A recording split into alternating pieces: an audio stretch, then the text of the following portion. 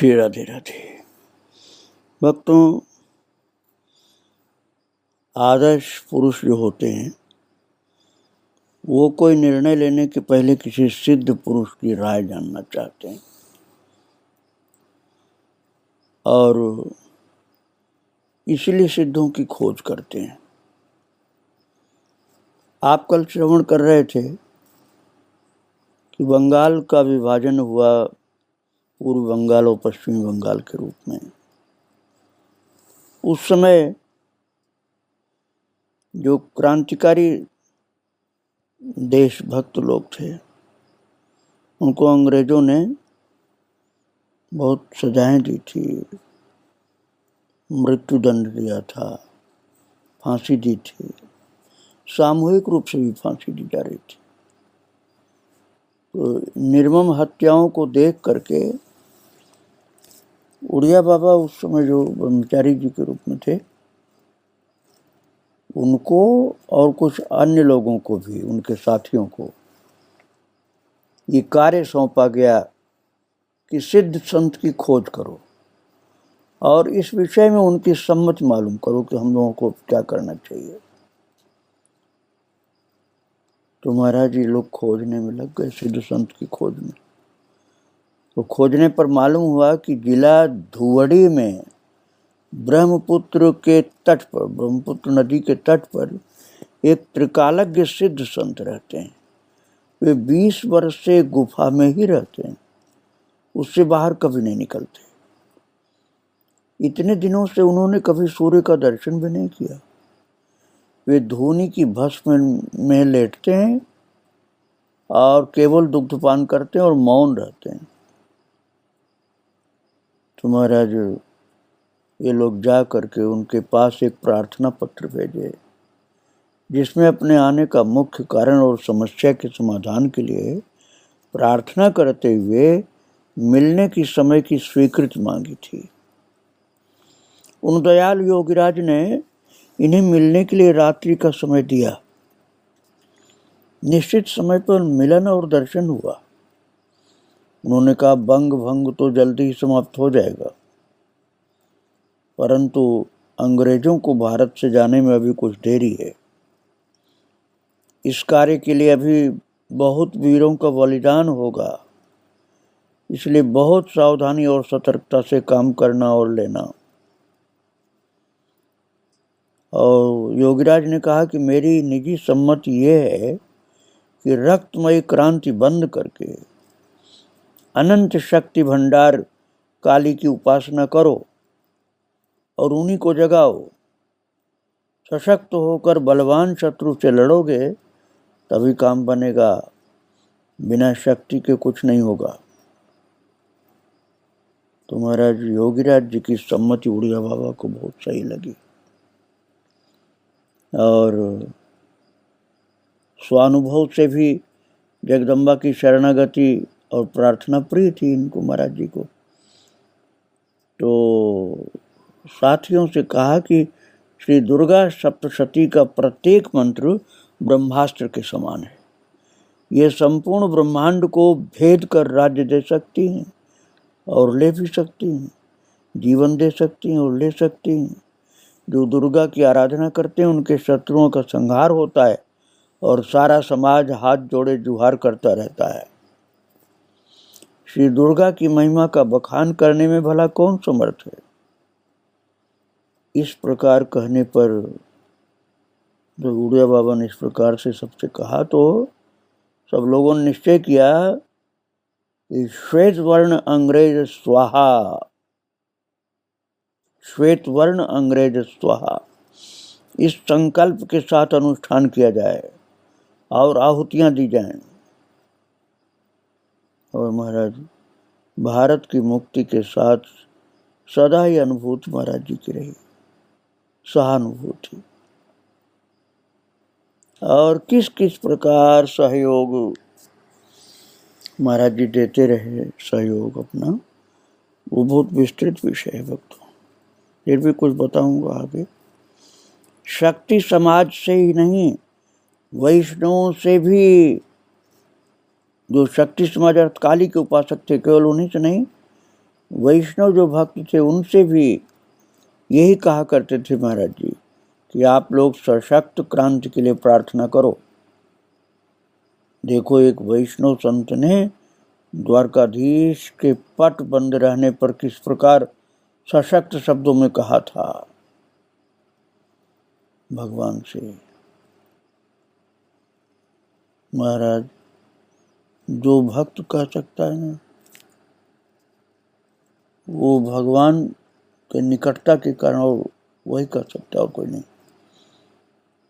इसलिए द्वारकाधीश के पट बंद रहने पर एक वैष्णव संत ने भगवान से कहा था, ऐश्वर्य मदमत्तोषि माम वज्ञाय वर्तसे उपस्थितेषु बौद्धेषु मदधीना तव स्थिति।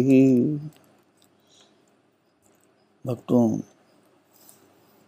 शक्ति ये तात्पर्य है कि वो अखिल्या ब्रह्मांड नायक को भी नचा सकती है। सख्य, वात्सल्य और मधुर भाव में भी शक्ति छिपी रहती है, परंतु पहले से ही इन भावों में जाना ठीक नहीं। जो स्वयं अशक्त है वो लाला की क्या रक्षा करेगा। इसलिए पहले अपने भाव को मजबूत करके तब भगवान से या शक्ति से कुछ कहा जा सकता है। और भक्तों, मैं पहले आपको बता चुका हूं कि उड़िया बाबा का जो विद्याध्ययन था वो काव्य तीर्थ रूप से पुष्पित और फलित हुआ, और उसके पश्चात जो त्याग, वैराग्य और योग में अभिनिवेश था उसकी पूर्ति साधनों में तत्पर रहते हुए सिद्ध योगी की खोज में और अंत में उसकी प्राप्ति भी हुई। और जीवन अधिकतर माँ दुर्गा के जगाने में व्यतीत हुआ। जगाने में क्या व्यतीत हुआ? सर्वथा तन्मय होकर रह गया और आर्तत्राण रूपी बाल सूर्य काव्य तीर्थ रूप विद्या रश्मियों को बिखेरते अपने जीवन के आकाश की त्याग वैराग्यमयी वीथियों में विचरते तथा धर्म, कर्म और आराधना रूप प्रकाश में जगमगाते श्री वासुदेव स्वरूप नैष्ठिक ब्रह्मचारी होकर यौवन मध्याह्न में प्राप्त हुए। उन्होंने अपने जप तप ध्यान रूप प्रचंड ताप से तपाते हुए तथा अपने ब्रह्मचर्य महिमा से जगमगाते हुए अपने प्रकाश से जो आस्तिक समाज था ना, उनको चकित कर दिया, विस्मित कर दिया। और महाराज जी की पुकार से अमृत वर्षिणी सर्वशक्तिमयी माँ जाग गई और बुद्धि प्रदायिनी गायत्री जीवन में खिल उठी। दिखला दिया महाराज जी ने कि ये सूर्य केवल भूताकाश स्थित जीवन में ही नहीं, बल्कि अव्याहत गति प्रधान चित्ताकाश में भी दीप्यमान हो रहा। जैसे सूर्य मध्याह्न की यात्रा करके अस्ताचल में अरुणिम होकर उपक्षय होता है, वैसे ही ये प्रचंड सूर्य भी पुराण पुरुष परम शिव को खोजते अपने व्यक्तित्व को उनमें उपक्षय करते हुए अस्ताचल की ओर जा रहे हैं। अब वे इस अरुणिम वर्ण प्रधान संन्यास आश्रम को ग्रहण करके पूर्णतया संन्यास धर्म को अपनाएंगे और पूर्ण निवृत्ति प्रधान पूर्णानंद तीर्थ होकर निर्विकल्प समाधि में उपशमित होंगे। और इसके पश्चात वे अपनी आनंददायिनी किरणों को समस्त जगत पर प्रसारित करते हुए सर्वानंद प्रदायी होकर आनंद यात्रा करेंगे। जैसे गंगा जी में जो धारा मिलती है वो अपने नाम रूप को खो करके मिल जाती है, फिर उसका गंगा जी से अलगाव नहीं होता। वैसे ही जन्म से अब तक धर्म, कर्म, साधन, साध्य, भक्ति और योग सभी में समर्पित हुए। जैसे सर्वतीर्थमयी गंगा है, सर्वशास्त्रमयी गीता है और सर्वदेवमय हरि हैं, वैसे ही श्री उड़िया बाबा जी सर्व तीर्थमय, सर्वदेवमय और सर्व साधन साध्यमय पूर्णानंद तीर्थ थे। और निश्चय था महाराज जी का, विकार हेतु सति विक्रियंतम तेषां न चेतांस त एव धीरा। जिनका चित्त विकार के कारणों के रहते हुए भी विकृत नहीं होता, वे ही धीर हैं। ये धीर वीर रस आपने पूरा पूरा उतर कर पूर्णानंद तीर्थ होने तक पूर्णतया विद्यमान था। पूर्ण शक्तिमयी माँ स्वयं अनंत शक्ति लेकर के हृदय में विद्यमान थी महाराज जी के। और भक्तों, जन कल्याणार्थ अपनी शक्ति का प्रयोग नहीं किया। इस प्रकार प्रयोग में न लाने के कारण इनकी प्रेम संपत्ति शशिकला की भांति उत्तरोत्तर बढ़ती गई। अब तक श्रद्धा विश्वास रूप अर्धनारीश्वर को स्वयं अर्धनारीश्वर होकर आत्मसमर्पण किया और इस प्रकार अर्धनारीश्वर रूप से जगमगाए। अब महाराज जी को पूर्ण परम शिव की खोज करनी थी। उनके जीवन में, महाराज जी को अपने जीवन में जागृत करना था इनको और उन्हीं के प्रेम में तन्मय होना। पूर्णत्व के दो पक्ष हैं, प्रकृति और पुरुष। आपका जीवन अर्थात उड़िया बाबा का जो जीवन था भक्तों, वास्तव में इन दोनों पक्षों का अर्थात अर्धनारीश्वर तत्व का मूर्तमान स्वरूप पूर्णतया अपनी महिमा में स्थित थे। अनंत सौंदर्य वैभव के आधार। और इस प्रकार संक्षेप में आर्तत्राण मानव जीवन श्री वासुदेव स्वरूप देव मानुष रूप में पुष्पित हुआ। अब श्री पूर्णानंद तीर्थ रूप परम शिव रूप में फलित होगा। महाराज जी अब दीक्षा गुरु के स्थान श्री गोवर्धन मठ में अर्थात जगन्नाथपुरी में लौट के आ गए। ज्योतिषियों ने उन्हें अल्पायु बताया था, अतः संदेह था कि न जाने कब शरीर छूट जाए, इसका कोई भरोसा नहीं। शास्त्र ने ब्राह्मणों के लिए संन्यास ग्रहण दूसरा जन्म बताया, अतः अब उन्होंने संन्यास लेने का निश्चय कर लिया कि हमारा दूसरा जन्म मान लिया जाएगा और आगे हमारी जीवनी ठाकुर जी कृपा से जीवनचर्या चलती रही। तो अंतिम आश्रम है ये तो संन्यास तो, और साधक को उसकी चरम अवस्था एवं चरम स्वरूप तक ले जाने वाला है। इस तो निश्चित विचार से गुरुदेव के समीप आए और उन्हें साष्टांग प्रणाम किया। पूज्यपाद श्री शंकराचार्य जी अपने चरणों की सन्निधि दे करके प्रसन्न हुए। उनकी पैनी दृष्टि अपने उत्तराधिकारी की खोज में संलग्न थी और महाराज जी की उपस्थिति जो थी उन पर दृष्टि पड़ी। तो महाराज जी का जो जीवन था, रहन सहन, इस पर विचार करके शंकराचार्य जी महाराज इनको उत्तराधिकारी की दृष्टि से निरीक्षण करने लगे। उन्होंने सोचा नैष्ठिक ब्रह्मचारी ही तो ऐसा आदर्श पुरुष होना चाहिए। ये तो केवल नैष्ठिक ब्रह्मचारी ही नहीं, ऊर्ध्वरेता ब्रह्मचारी होते जा रहे हैं। वे सौंदर्य रत्नाकर होकर देदीप्यमान हो रहे हैं, रसराज होकर के लहरा रहे हैं, तपो लक्ष्मी इनके सर्वांग में व्याप्त होकर जाजल्यमान हो रही है और सौभाग्य लक्ष्मी ललाट पर ब्रह्म ज्योति होकर जगमगा रही है। इनके जीवन में जप, ध्यान, शील, स्वाध्याय आदि सभी सद्गुण पूर्णतया विकसित हुए हैं। इनका कुल भी अत्यंत उत्कृष्ट और सम्मानित है। इन पर माँ जगदम्बा की पूर्ण कृपा है। उनकी अहेतु की भक्ति, इनके हृदय में उल्लसित हो रही है। ये सब प्रकार आचार्य पीठ का भार वहन करने में समर्थ हैं। श्री शंकराचार्य जी महाराज ने उड़िया बाबा को, जो ब्रह्मचारी रूप में अभी तक थे, उनको देख करके सारी कल्पनाएं मन में अपने सजो ली। भक्तों, आप यूँ कह सकते हैं कि जैसे कोई बहुत लायक बड़ा सुयोग्य पुत्र आ जाए, बहुत दिनों के बाद भूला भटका अपने पिता के पास, तो जैसे प्रसन्नता होती है, ऐसे शंकराचार्य जी को अपने शिष्य के आगमन पर उनको देखकर बहुत प्रसन्नता हुई और प्रफुल्लित हो गए आचार्य चरण।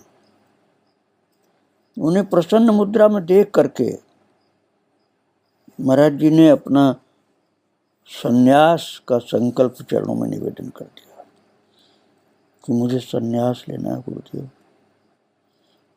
कहने लगे, महाराज जी, ज्योतिष ने कहा था कि तुम्हारी आयु अल्प है, पता नहीं मृत्यु कब दबा ले। ये ब्राह्मण शरीर क्षुद्र कामनाओं की पूर्ति के लिए नहीं मिला है, ये मोक्ष का द्वार है ब्राह्मण का शरीर। इसकी शोभा संन्यास ग्रहण में ही जान पड़ती है। यति आश्रम द्वितीय जन्म के समान माना गया है। यही मोक्ष का प्रधान साधन भी है। कम से कम ब्रह्मलोक की प्राप्ति कराने वाला तो है ही। जैसे आपके कर कमलों से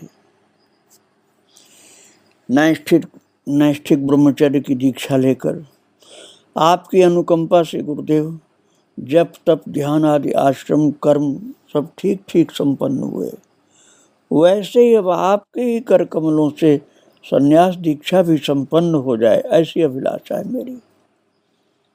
इससे बढ़कर कोई और प्रसन्नता की बात क्या होगी।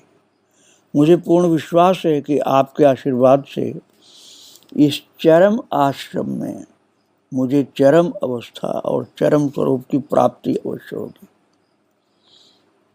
आनुषंगिक रूप से ये ज्योतिषी की भविष्यवाणी की बला भी टल जाएगी। बस आपकी कृपा से मेरा चित्त हल्का हो जाएगा। कृपया ये प्रार्थना स्वीकार करें। भक्तों, बात ये थी कि जो अवस्था में मृत्यु योग ज्योतिषी ने बताया था, उसी अवस्था में अब सन्यास लेने जा रहे हैं। तो सन्यास दूसरा ही जन्म माना जाता है, इसलिए वो मृत्यु योग टलने वाला है। तो गुरुदेव श्री शंकराचार्य जी तैयार तो बैठे ही थे, उन्होंने सहर्ष स्वीकृति दे दी और फिर तो आनंद का ठिकाना ही नहीं रहा। महाराज जी प्रसन्न हो गए। उस समय 32 वर्ष की आयु थी। त्याग और ग्रहण की एक शास्त्रीय विधि होती है। कार्तिकी पूर्णिमा को सन्यास होना निश्चित हुआ, अतः देवोत्थानी एकादशी से विधि विधान प्रारंभ हो गया। मुंडन कर्म या तो यज्ञोपवीत के समय हुआ था या आज हुआ। जटाएं बढ़ करके घुटनों तो पार हो चुकी थी, लेकिन अब तो सब हटनी है क्योंकि मुंडन होना। अब तक धर्म आचार विचार और आराधना की अनवरत संगिनी थी। भक्तिभाव की साक्षिणी और पवित्र तीर्थों से अभिषिक्त थी। उन्हीं को विदा किया जा रहा था, जटाओं को। उनके साथ उस जीवन की आराध्या देवी गायत्री भी विदा हो रही थी। यही नहीं, समस्त कर्मकांड ही विदा हो रहे थे, क्योंकि विचार सुनिश्चित था कि निष्काम कर्म नाम से जो कर्म विधियों में विहार करना, कर्म वासनाओं को पालना है, उनके अशेष त्याग से ही कर्म बीज का नाश होगा और निष्कर्म सिद्धि की भूमि तैयार होगी। अतः इस मुंडन रूप से मानो ज्ञान कर्म समुच्चय का खंडन हो रहा था। अब धूनी की जगह ज्ञानाग्नि प्रज्वलित होगी और वो परम त्याग वैराग्य रूप घृत की आहुतियों से जाज्वल्यमान होगी। वास्तव में निर्बल केवल राम है भक्तों। दोनों के लिए दीन वत्सल हैं। संपूर्ण भूतों को अभयदान करने वाले हैं। प्रच्छन्न अनंत शक्ति भंडार को प्रकट करने के लिए, इस अनंत औदार्य मूर्ति को निरावरण करने के लिए हृदयस्था जगदम्बा ने संन्यास व्रत में स्वीकार कर लिया आपको। त्रिशूल छिन गया, त्रिशूल लिए रहते थे महाराज जी ने, वो छिन गया, दोनी हट गई। महाशक्ति महामाया का प्रतीक लाल टीका और कंद वस्त्र उतर गया, क्योंकि अब निरालंब निराश्रित अभय पद की महिमा को प्रत्यक्ष प्रमाणित करने के लिए संन्यास होना था। सर्व को सर्वत्यागिनी में होमकर सच्ची भस्म धारण करके कर्मी और उपासकों की दृष्टि में आशिव वेश होने पर भी जो महान शिव स्वरूप कृपा में महादेव हैं, उन्हीं का प्रतीक है संन्यास। भक्तों, संन्यास महाराज जी का 32 वर्ष की आयु में संवत 1964 विक्रमी, ईस्वी सन नहीं, 1964 विक्रमी में हुआ था संवत में। और योग पट्ट हुआ दंडी स्वामी श्री पूर्णानंद तीर्थ, योग पट्ट का तात्पर्य नाम। और संन्यास लेकर बहुत प्रसन्न हुए। आज ये सुदिन सुघड़ी जीवन में आ गई, मानो इनके धर्म कर्म आचार और उपासना सभी सफल हो गए। संन्यास का समाचार बिजली की तरह फैल गया।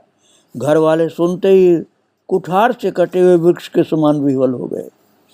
फिर कुछ सावधान होने पर जगत गुरु भगवान के पास आए और अपने आंखों के तारे प्यारे आर्तत्राण को मूर्तिमान अग्नि के समान काषाय वस्त्रों में देखा। देख करके दुख का पारावार नहीं रहा घर वालों का। फिर सावधान होकर जगत गुरु ने से कहा, उन लोगों ने, घर के लोगों ने, महाराज ये तो बालक है, इससे क्यों कहें, आप तो हमारे सब प्रकार शुभचिंतक हैं, आप संन्यास न लेने देते। पिताजी बोले, हमारा ज्येष्ठ पुत्र है, हमें ब्रह्मचर्य दीक्षा से संतोष तो था कि इसके द्वारा हमारा और दैहिक कर्म होगा, जिससे हमारी सद्गति होगी। इस आशा पर आप पानी फिरा दिए। हमारे वंश में ये ताम्र पत्रों पर लिखा हुआ है कि स्कूल में कोई संन्यास न ले। ये सब हमारी वंश परंपरा के विपरीत हो गया महाराज जी। भक्तों, घर के लोग तो बहुत दुखित हो रहे थे और महाराज जी बहुत प्रसन्न हो रहे थे और उनके गुरुदेव भी बहुत प्रसन्न हो रहे थे। घटना एक ही है, महाराज जी के संन्यास दीक्षा।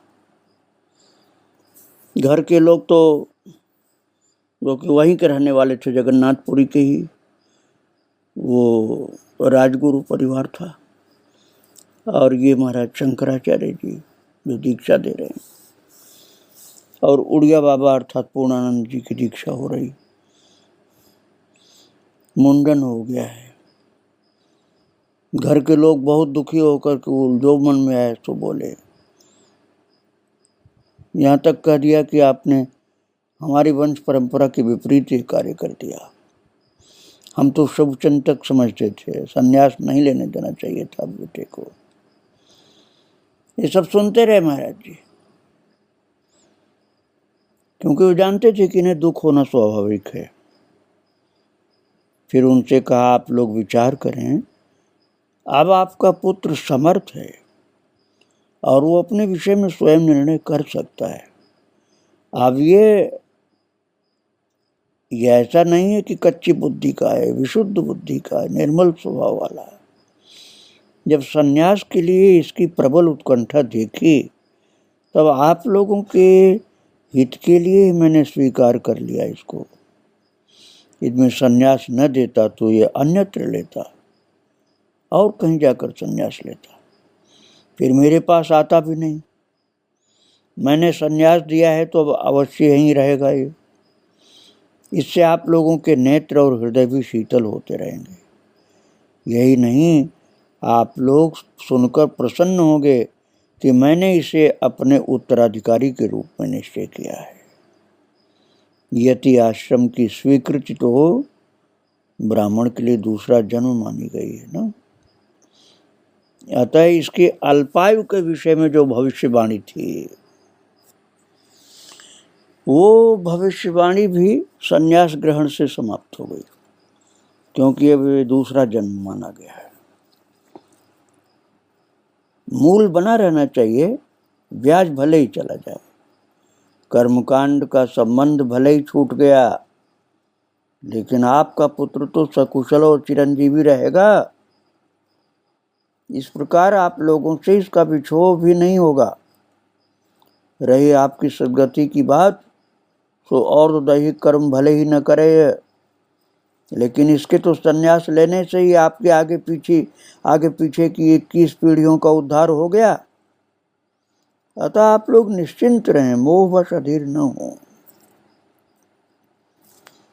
शंकराचार्य जी जो गुरुदेव थे, उन्होंने समझाया इनके घर के लोगों को।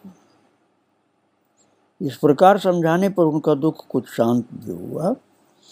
फिर हृदय पर जैसे पत्थर रख करके अपने भविष्य के लिए आशा और आश्वासन लेकर के वो घर लौट आए पिताजी। लेकिन भक्तों, अब शंकराचार्य जी महाराज तो यही समझ रहे थे कि हमारा उत्तराधिकारी शिष्य आ गया, ये सब संभालेगा गद्दी यहाँ की। लेकिन ठाकुर जी ने जिसको जिस कार्य के लिए जन्म दिया है, वही कार्य करता है भक्तों। महाराज जी तो समझ रहे थे गुरुदेव भगवान की अब हमारी गद्दी जो शंकराचार्य की है वही संभालेगा मेरा शिष्य। किंतु प्रभु को क्या स्वीकार था, ये आगे पता चलेगा। मैं आपको बताऊंगा कि किस प्रकार से वो जगन्नाथपुरी को भी अर्थात गुरु आश्रम को छोड़ करके चल देते हैं। वो प्रसंग मैं आपको कल सुनाऊंगा। आज महाराज जी को प्रणाम करके यहीं विराम दे रहा हूँ। श्री राधे राधे, जय श्री राधे राधे।